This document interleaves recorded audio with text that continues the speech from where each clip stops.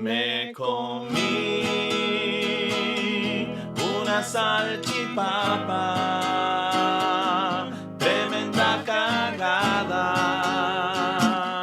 la que me mandé.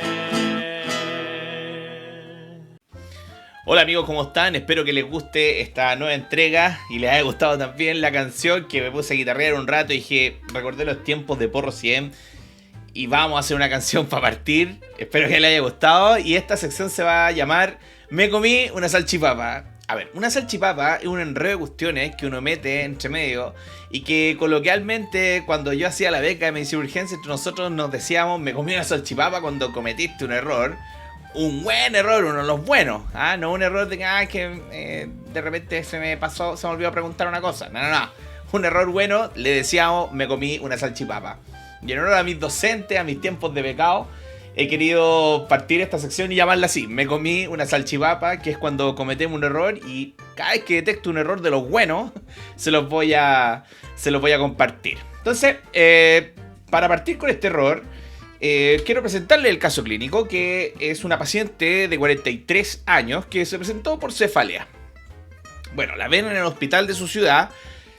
Describen ahí que tiene antecedentes de diabetes, tiene dislipidemia, es hipertensa y consulta por una cefalea y dicen que es una cefalea holocránea, que está desde la mañana y que ha sido de inicio gradual y que no responde a terapia habitual. Ella decía que nada, tomaba ibuprofeno, se le pasaba el dolor y ya está. El asunto es que la paciente ingresa a su hospital de origen con una cefalea intensa, con vómito, fotofobia y fonofobia, taquicárdica, hipotensa, pálida. Y después el colega describe que tenía historia de cefalea previa, tuvo una buena respuesta a terapia endovenosa, así que la dio de alta con ketorolaco, dexametasona, metoclopramida, que fueron los medicamentos que le administró inicialmente en la consulta. Y después la dio de alta. ¿Ok? Bueno, la paciente, 2 días después, consulta porque tiene persistencia de la cefalea. No ha tenido tolerancia oral, por lo que no ha podido tomar los fármacos que le habían indicado en la atención previa. Y además, aquí se agrega algo interesante, tiene hemiparesia en extremidad superior derecha. No logra la deambulación. Y detectan en el examen físico la mínima paresia izquierda. Es lo que describen, ¿eh? Como que tenía mi paresia derecha, pero mínima paresia izquierda. Bueno, cae pero no prona. No había compromiso parascraniano, no había signos meningio. Pero en fin, tenía una focalidad. Entonces se presentó al hospital de mayor complejidad y fue aceptada para realizar la neuroimagen. Se pasó por lo que los cirujanos llaman la donut de la verdad. Se administraron 2 gramos de dipirona, 30 miligramos de ketorolaco, paracetamol 1 gramo endovenoso, ondansetron 4 miligramos. Se monitorizó y se solicitaron exámenes de laboratorio y un TAC de cerebro, que es este. Vean ustedes, ese es el TAC de cerebro. Se los voy a volver a mostrar. Vean. No es la mejor imagen, ¿eh? La descargué ahí del sistema, traté de grabarla como pude. Y ahí está esa imagen. Bueno, claramente nos llama la atención que tienen un engrosamiento acá, ¿no es cierto? En la hoz del cerebro. Entonces, el médico que estaba a cargo de la paciente interpretó que el TAC era una hemorragia subaracnoidea. ¿Por qué miran ustedes? Por estos aumentos de densidad que se ven justamente casi en el vértex. Entonces, interpretó que era una hemorragia subaracnoidea y el informe del radiólogo mencionó lo siguiente: se sugiere avanzar con el algoritmo diagnóstico y valorar en el contexto clínico de la paciente a fin de descartar una hemorragia subaracnoidea. Eso es lo que escribe específicamente el equipo de radiología en la neuroimagen, en el informe de la neuroimagen. Así que se le indicó evaluación por neurocirugía, régimen 0, analgesia, ácido tranexámico y anticonvulsivante, específicamente levetiracetam. Bueno, consideración importante, el médico que indicó esto, estamos hablando de las 7 y media de la mañana, estaba terminando su turno, su turno de noche, por lo que concluyó más o menos lo mismo que decía el informe, ¿no? Rápidamente tomó un atajo, probablemente no vio también las imágenes e interpretó que era un HCA y listo. E indicó todas estas cosas que le acabo de mencionar. La ingresaron en un área de observación. Y en esa área de observación de la urgencia están en espera de que suba a una cama de dotación del hospital. Cuando de repente presenta una convulsión tónico-clónica y la llevan al reanimador. Y adivinen quién estaba en el reanimador. Exactamente, su humilde servidor estaba llegando a las 8 de la mañana. Y a las 8:15, 8:20, la paciente es ingresada a reanimación. A la sala de reanimación. Ya había dejado de convulsionar, pero destacaba que estaba agitada, ¿ya? Se agitó, se sacó las vías venosas. Bueno, dije, ok, me la presentaron como que tenía una hemorragia subaracnoidea. Olvídense, yo no tenía la imagen ni siquiera. Tenía una paciente agitada en el reanimador. Ok, algo tiene en la cabeza, no es bueno que esté agitada, así que le había indicado lorazepam endovenoso, pero no tenía vías venosas, así que nada, midazolam, 5 miligramos intramuscular, logró un control parcial de la situación. Logramos instalar una vía venosa y evoluciona con un ataque de arritmia de complejo angosto 170 y nuevamente empieza a agitarse. Ok, duda, ¿esto es por la agitación o está cursando con una taquicardia paroxística supraventricular? No se veía onda P en el monitor. Olvídense de tratar de tomar un electrocardiograma en una paciente que está agitada. Nada, le pasamos 6 miligramos de adenosina en bolo, cero efecto, 0. Y además siguió agitada, entonces, ok, pareciera ser que no va por ahí la cuestión. Le administramos, ya que tenía vía venosa, 20 miligramos de propofol y listo. La taquiarritmia cesó. Así que parecía que no era una TPCB, ahí la salchipapa me la comí yo. Y le empezamos a dar bolitos de propofol, mientras pedí que viéramos la imagen. Afortunadamente estábamos con otra colega que también es urgencióloga. Empezamos a ver la imagen y en realidad la imagen no parecía tanto una hemorragia subaracnoidea. Más bien parecía este engrosamiento y la hiperdensidad justamente del seno venoso central nos hacía sospechar una trombosis venosa central. Así que aprovechamos que logramos controlar el nivel de agitación y fuimos a angiotac en fase venosa. Bueno, este es el escáner sin contraste que le toman a la paciente y ya destaca que tiene una imagen hiperdensa en la región frontal y efectivamente ahora sí que tiene una HCA. Ahí sí se ve una HCA. Y tiene esa hiperdensidad convexa en la región parenquimatosa que no estaba. No era un tumor. Esa cuestión no estaba hace escasos 30 minutos. Y nuevamente vemos esta hiperdensidad en la hoz cerebral, ¿cierto? Bien, vamos entonces a la administración de contraste. Y esta es la imagen al administrar contraste. Y claramente se ve una trombosis venosa central. Fíjense ustedes, aquí tiene el signo del delta vacío. Ahí se ve que hay contraste que no está pasando por todo el sistema venoso como corresponde. Y eso es muy evidente, sobre todo acá en el seno transverso izquierdo. Fíjense ustedes, es una trombosis venosa, extensa trombosis venosa central que compromete tanto la hoz como el seno transverso, ¿ya? Izquierdo. También hay compromiso, a ver, si mal lo recuerdo, de la yugular interna. Veo. Bueno, pero lo relevante aquí es que tiene una extensa trombosis venosa central. Así que nada de la cuestión aquí con una HCA. Ha sido reexámico, le administraron a la paciente pensando que era una HCA. Bueno. Turno, episodio de agitación. Ya no teníamos más propofol que darle. Así que vamos, mega dosis de propofol. Porque además comenzó con movimientos repetitivos de mandíbula. Y ya lo hemos conversado en otras presentaciones. Sobre todo cuando hablamos del enfrentamiento de ciertas patologías. De los pacientes que podían estar cursando con un episodio epiléptico no convulsivo. O convulsivo sutil. Ya, y ella tenía movimientos repetitivos de mandíbula. Ok. Toca sedación profunda con propofol y tomamos la decisión de proteger la vía aérea. Afortunadamente les puedo decir que logramos el control de la convulsión, la conectamos a ventilación mecánica, esperamos que el propofol hiciera el efecto, dejó de convulsionar, dejó de tener ese movimiento repetitivo mandibular y vamos, la ambuceamos un ratito, administramos bloqueo neuromuscular con rocuronio y la intubamos.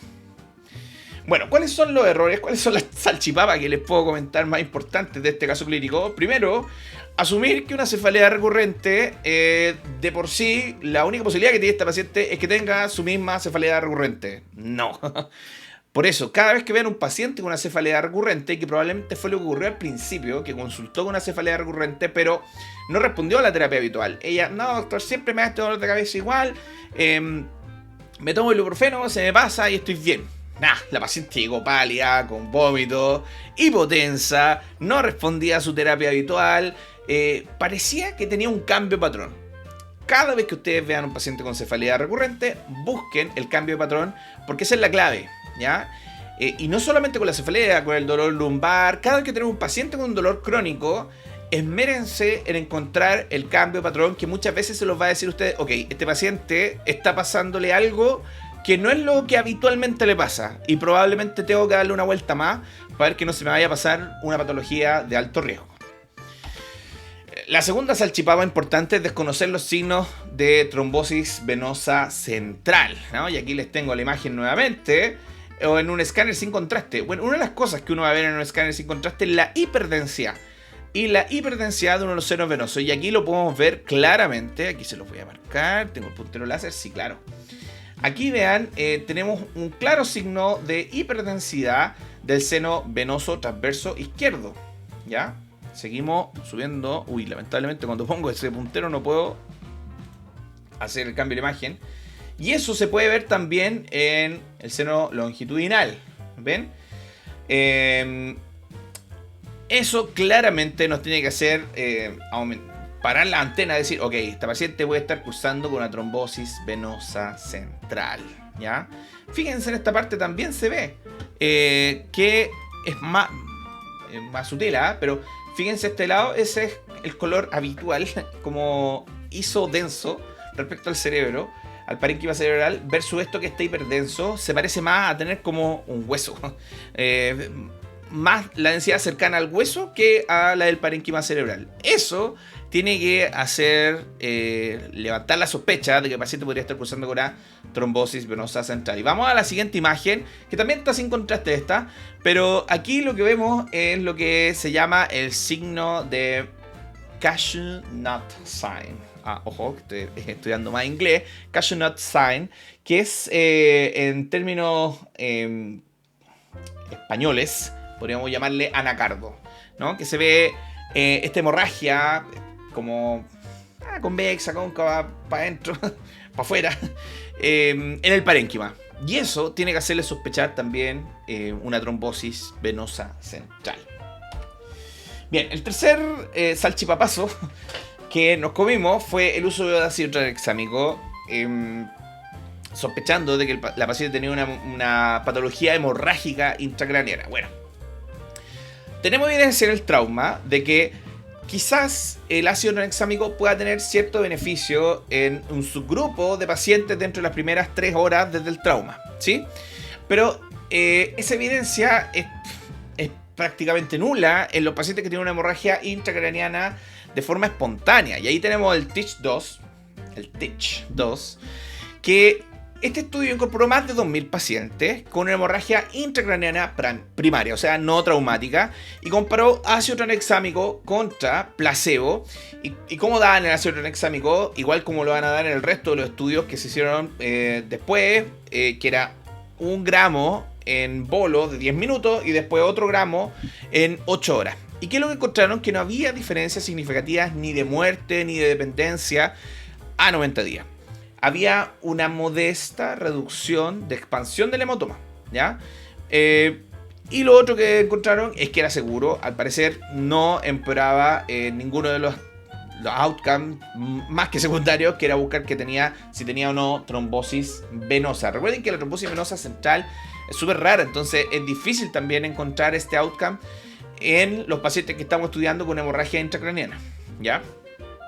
En resumen, este estudio nos dice que administrar ácido tranexámico no tiene ninguna relevancia, estamos hablando específicamente en la hemorragia, desde el punto de vista de los outcomes clínicos relevantes que a nosotros nos importan, mortalidad, funcionalmente cómo queda el paciente. Tenemos otro estudio, que es el STOP-AUST, que se publicó en el Lancet del 2020, que incluyó pacientes con hemorragia intracraneana aguda con el signo de spot o spot sign. ¿Qué es tu spot sign? Cuando vemos contraste en el centro de la hemorragia, y esto lo que nos puede mostrar es que hay una sugerencia de sangrado activo y por ende tiene mayor riesgo de expansión. Entonces estos pacientes se trataron en menos de 4,5 horas, se le administró nuevamente ácido tranexámico versus placebo y adivinen qué encontraron, no hubo diferencia en los desenlaces clínicos ni en eventos trombóticos. El Stop MSU del Lancet Neurology del 2024, un estudio multicéntrico con 201 pacientes, hemorragia intracraneana espontánea, tratados en menos de 2 horas y tampoco hubo diferencia en mortalidad ni en discapacidad, no hubo aumento de riesgo tromboembólico. También se hicieron revisiones sistemáticas del tema y las conclusiones más o menos fueron las mismas.